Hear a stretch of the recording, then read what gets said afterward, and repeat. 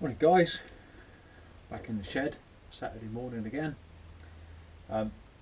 Last week, if you follow the videos, done a little video on power sanding, what types of sanders to use, what type of pads to use, what grades of discs to use. And in preparation for that video, I realised that I couldn't do hand sanding and power sanding in the same video. It just would have taken too long. There's too much information, too many types of sanders and blocks to talk about. The principles behind sanding, obviously machine sanding we've gone through, use machine sanding to sand the main of the car down to an acceptable undamaged surface to start doing bodywork on as such. Once the car is all sanded down, you start applying different layers of fillers. Yes, you still use your power sanders for blocking down or sanding down the majority of the excess bulk of filler. There then becomes a certain stage where a sander is too aggressive and not controllable enough to put back shape to your car. Whether it be just curved flat surfaces, or whether you're trying to create a line around a wheel arch or a seam somewhere, the sanding becomes more delicate. You need more control over your sanding to make things look right, to put correct shape, correct curves in. There's no sander out there that will put you a nice line in a wheel arch. If you've had to repair it, it will just rub through the filler, you lose all your lines, it will all get messy. So the finer detail stuff is done by hand. It's not arduous work as such. As I said in the last video, with the types of fillers we've got now, easy sand, lightweight fillers, the type of abrasive materials, the type of blocks that we have these days, takes all the hard work out of sanding and shaping. When I first started in the bodywork, we had one basic rubber block, which I'll show you, and I've used everything from table legs to blocks of 2x4 timber and all sorts, just to try and create a shape. But now the industry has moved on leaps and bounds really. There's lots of good blocks, good sanding equipment out there by hand. I put a bench load here for you. As I said in my last video as well, most of the products I'll show you here now are, well, I'll say high-end products, because I've learnt the lesson of cheap materials don't last very long. You get through twice as many, or 3 times, 4 times as many sanding papers and pads with the cheaper brands as you do with the better quality ones. So my budget thinking behind that is, if you don't want to go out and buy loads and loads of sanding material, most places offer you mixed batches, so you can just buy one box of mixed pads, and that's what I do. I'll be showing you a little bit later in the videos. Right, I'll start off with hard blocks then. These are just a pair of 3M hard blocks. You can see a little bit dusty, they've had some use. Extraction, as I said before, all the blocks I try and use with extraction, especially if you're ripping out lots of filler with rougher grades of paper. 3M back in the 80s, 90s moved away slightly from Velcro pads. They went to hook it pads. So there's just like little hookets and loops. So your Velcro pads won't stick to hook it. You need the hook it pads. Big long board, again, for getting areas flat. I warned you guys last time with the big airfoil, it means flat. It doesn't mean you're going to put a slight curve in a car, on a door or anywhere. It's for very flat areas only. Cross hatch your crisscross when you're doing your sanding, so that you don't create gouge lines from the edge of the sander. If you go in one direction only, the edge of the sander will create a gouge or a scratch line that are very difficult to get out. So keep your cross hatching, your crisscross going all the time, keep moving. Don't push too hard, let the sander and let the abrasive do the work. It's not up to you to make it. I know it's hard work, but it's you don't need to force the sander in really hard, really aggressively. you find the work too hard, you've got the wrong pad on, you've got the wrong grade of abrasive, so you need to change. So that's just a hard pad, rock hard, rock solid. That's just for creating flat surfaces. Obviously saying that was a hook it setup, Velcro setup again. Merca pads I use, Merca blocks I use mainly. Got a series of the set for different size, different shapes. Choose a block to fit in with the size of the repair. If you've got a size of repair, size of your fist, you need a block slightly bigger than your fist, and that way you take the undamaged area across the repaired area. If you use a little block for an area that size, this block will fall into that, sand away your repair, sand away all your filler, and create a step going back onto the undamaged area. So that block would be too small to use of an area that size. So if you've got stone chips, hailstorm damage, an inch in size, something like that, that's the block for that one, because there's ample size of sander either side, so you don't sand away what you've filled up, what you've repaired. With these Merca pads, again, as you can see on this one, I've already left on a P180. Those are the pads, the Arbornet pads that I'm using for rubbing down filler at the moment.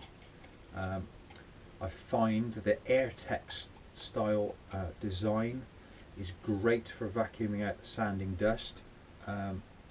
Makes the whole issue of sanding filler clean. So I'm using those where possible now. I'll just step sideways just to, I said before about some pliers selling small batches of pads. I get this from a local company, Telford Bytech. They do packets of 10 at a time. So I've, like the grades we talked about before, I do have an 80 in these, a 180, 320, 500. Just buy 10 at a time. Like again, they last so long. You can see on most of these sanders I've still got one or two on there. There's one or two that I've switched from grade to grade, so I've still got spares waiting to go in the next time. They're, even though I've used them, and you can see there's a tiny little bit of clogging in these, they're rough, they'll go on time and time again. As soon as you put that back into action, the clogging's there not because the pad has failed, that's just because it's been stood with filler dust on the surface. As soon as you put that on a board, pull it on and off the Velcro a couple of times, that'll all ping free and it'll be perfectly unblocked again, so that's still well serviceable. I did mention the different profile Merca blocks. That's the Merca block. Once again, with the Velcro on, you can see the dust coming from there. That's what happens, it cleans itself every time you pull a Velcro on and off, so you don't have to get an airline and try and blow stuck filler debris from the surface. Just pulling the Velcro on and off does the same thing. This sanding kit is brilliant because not all surfaces you want to sand are flat. There becomes a time where there's a concave or convex curve. The bottom of the pad comes off and you click in a different profile. So they have two concave and convex type pads so that you can change the shape to fit. If you're going across, say, the top of a fender or wing and you want a slight radius in it, once again this will sand the radius from the curve that's in the pad. So you can just make life easier. Cross hatch again, do lots of little short movements, don't try and go laterally down a curve, you should always go across a curve, not down it, unless you're trying to create a sharp line to put an edge back.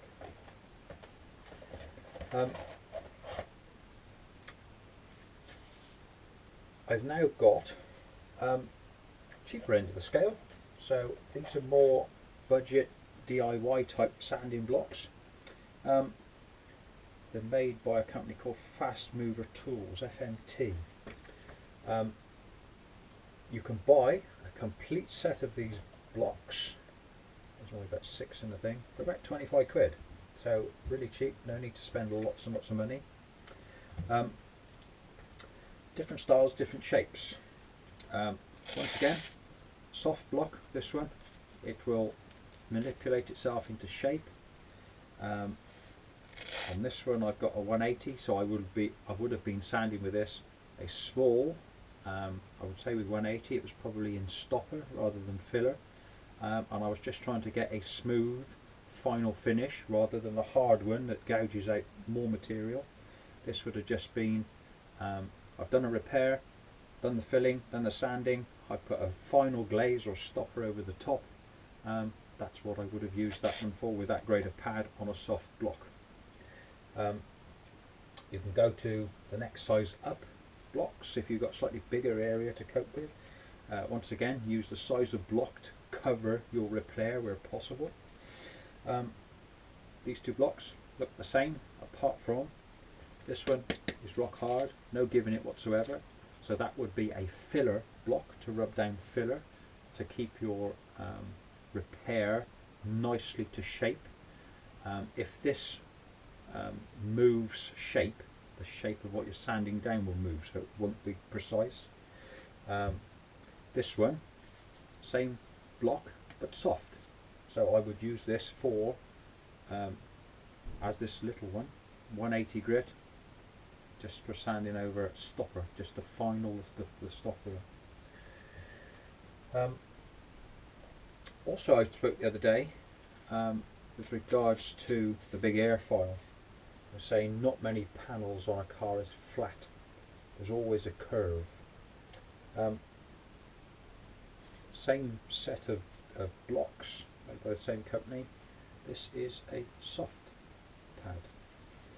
So with these, they're quite unique. If I can show you. Pull them off here. If you're trying to follow a curve on a car, whether it be the wing, whether it be a door, excuse me, whatever, if you lay the grade of material down, the pad down on the car, that pad will curve, taking up the shape of that car. If you then connect the Velcro, and you can do it with self-adhesive pads, which I'll show you after as well, if you connect the Velcro pad to that abrasive, whilst it's in the curved shape, it will keep that shape. Is there anything in here at the moment that's curved that I can probably do it on here?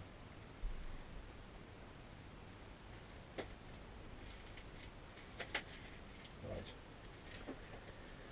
I've just pushed that over my masking paper, so it's not a precise thing, but it will just show you what's happening. When you apply the abrasive to the pad, on a soft pad, it will keep that formed shape. So if you can imagine the shape of a wing, a very slight curve in a bonnet or a roof, even a slight curve through a door. Round shaped cars like Minis, the new BMW Mini, back panels, the shapes of the bonnets, if you lie the abrasive material on that shape so as it stays curved, and then push down your block to it, it will keep that shape. So you can actually put a shallow curve or quite a steep curve. So these are what we use to keep a curve in something. So you can set the board to the shape that you want, crack on sanding. Which is, as I said before, and I've said in this one as well, when you've got a flatbed airfoil, you can only do flat, it doesn't put a curve in. In that set of FMT pads, they also have a round one. It's just a basic rubbing down soft block, still quite soft. These are just made so that you can use up the good area that's left on your DA pads.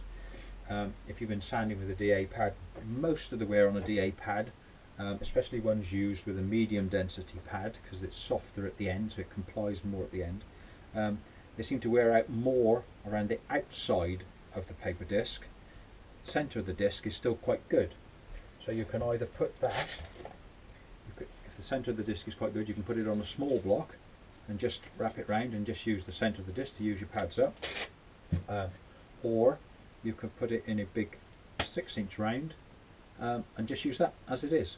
And you'll find, because you're pushing it in the centre of the pad again, you will push the centre of the pad, which is the better part of the remaining part of the disc. You can push that into your paint, and that will last for quite a time after you think they're no good on the DA.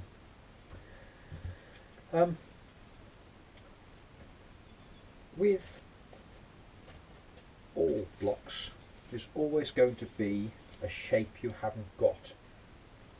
You do have options of making a block, whether you make it out of a plastic or a wood or whatever to do what you need to do. You can make it out of anything. We have quite a lot of packing materials come to work. So there's always very good bits of hard density, foams. As with this one, it's got a sticky pad on it, so you can use sticky abrasive materials on it as well. So anything like this, anything with curves, anything that's got concave or convex type shapes in it, they'll always be useful somewhere. So all you do is put your paper, I've got self-adhesive paper which I'll show you next, it will stick on there, and that will work as a very good block. Once again, as long as your sanding technique is correct, using your cross hatching and keep moving, even though this isn't a precise ground rubbing block as all these others are, they're actually manufactured true, you can still get a very good shape with these. So well worth any bits of packing materials that you find hanging around the place. Just put them to the side, but they will come in use sometimes. A set I bought from America going back last year, Dura-Block, and quite clever in giving us a good usable set of blocks. Longish blocks, little small blocks for wet and dry. I use these for if I've got any debris in a painted surface and I want to flatten, polish out some little bits of foreign bodies or some dust or debris that's actually fallen into the paint. These little blocks with some 1500 or 2000 wet and dry. Once again,